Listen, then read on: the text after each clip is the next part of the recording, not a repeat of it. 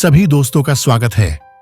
आज हम बात करेंगे उस महान व्यक्तित्व की जिनकी शिक्षाएं सदियों से मानवता को सत्य, अहिंसा और करुणा का मार्ग दिखाती आ रही हैं। भगवान बुद्ध, जिनका जीवन न केवल एक प्रेरणा है बल्कि एक अद्वितीय आध्यात्मिक यात्रा भी है। उनका जीवन संसार के हर व्यक्ति के लिए प्रेरणादायक है जो शांति और आत्मज्ञान की तलाश में है। आज की इस कथा में हम भगवान बुद्ध के जन्म से लेकर उनके महापरिनिर्वाण तक की संपूर्ण यात्रा का वर्णन करेंगे। यह कथा आपको जीवन के उन महत्वपूर्ण पहलुओं से परिचित कराएगी जो हमें एक सही मार्ग पर चलने की प्रेरणा देती हैं। भगवान बुद्ध का जन्म लगभग 563 ईसा पूर्व लुम्बिनी में हुआ था। उनके पिता शुद्धोधन शाक्य वंश के राजा थे और माता महामाया एक अद्वितीय नारी थीं। जब सिद्धार्थ का जन्म हुआ तो उनके जन्म को लेकर विद्वानों ने भविष्यवाणी की थी कि यह बालक या तो एक महान सम्राट बनेगा या एक महान संत।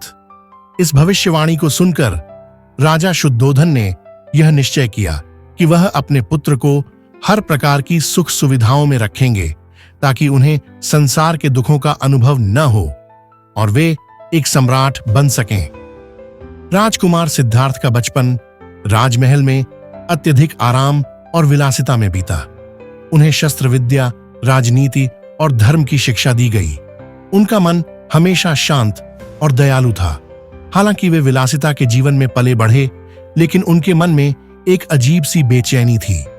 उन्हें हमेशा यह सवाल सताता था कि इस संसार में इतनी विलासिता होने के बाद भी लोग दुखी क्यों हैं। उनके मन में इस प्रश्न का उत्तर जानने की तीव्र जिज्ञासा थी।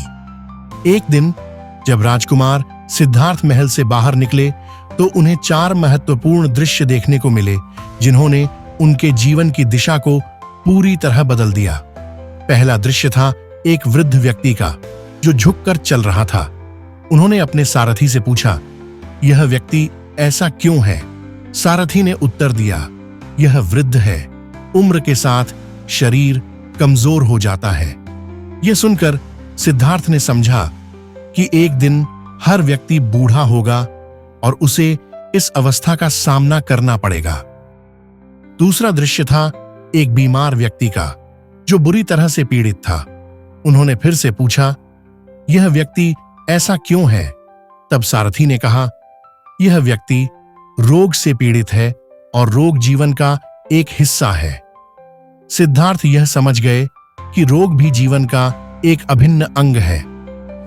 तीसरा दृश्य था एक शव का। उन्होंने पहली बार मृत्यु को देखा और बहुत विचलित हो गए। उन्होंने जाना कि एक दिन हर प्राणी को मृत्यु का सामना करना पड़ेगा। अंतिम और चौथा दृश्य था एक सन्यासी का जो शांति से ध्यान में लीन था।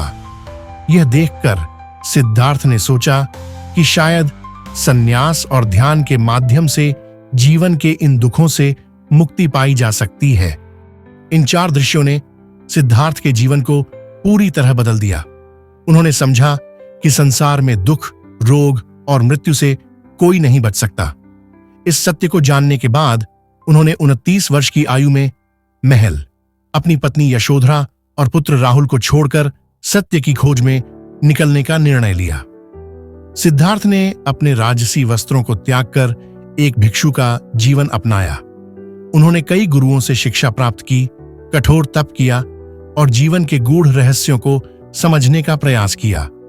लेकिन इन सभी प्रयासों से उन्हें वह आत्मज्ञान प्राप्त नहीं हो सका जिसकी उन्हें तलाश थी। तपस्या के दौरान सिद्धार्थ ने अपना शरीर इतना कमजोर कर लिया था कि वे लगभग मरने की स्थिति में पहुंच गए। तभी उन्हें यह एहसास हुआ कि न तो कठोर तपस्या और न ही अत्यधिक विलासिता, ये दोनों ही आत्मज्ञान का मार्ग। उन्होंने मध्यम मार्ग को अपनाने का निर्णय लिया। सिद्धार्थ ज्ञान की खोज में बोध गया पहुंचे और वहां उन्होंने एक बोधि वृक्ष के नीचे ध्यानस्थ हो गए। उन्होंने यह प्रण किया कि जब तक उन्हें सच्चा ज्ञान प्राप्त नहीं होगा वे इस वृक्ष के नीचे से नहीं उठेंगे। उनके इस प्रण को देखकर माया, प्रलोभन और मोह ने उन्हें विचलित करने की कोशिश की।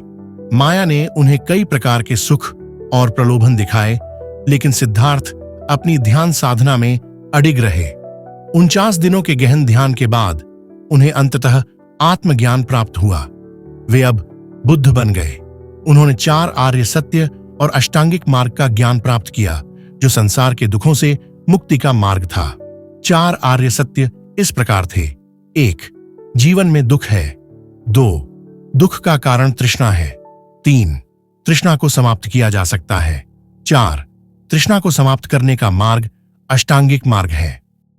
अष्टांगिक मार्ग में 8 प्रमुख बिंदु थे: सम्यक दृष्टि, सम्यक संकल्प, सम्यक वाणी, सम्यक कर्म, सम्यक आजीविका, सम्यक प्रयास, सम्यक स्मृति और सम्यक समाधि।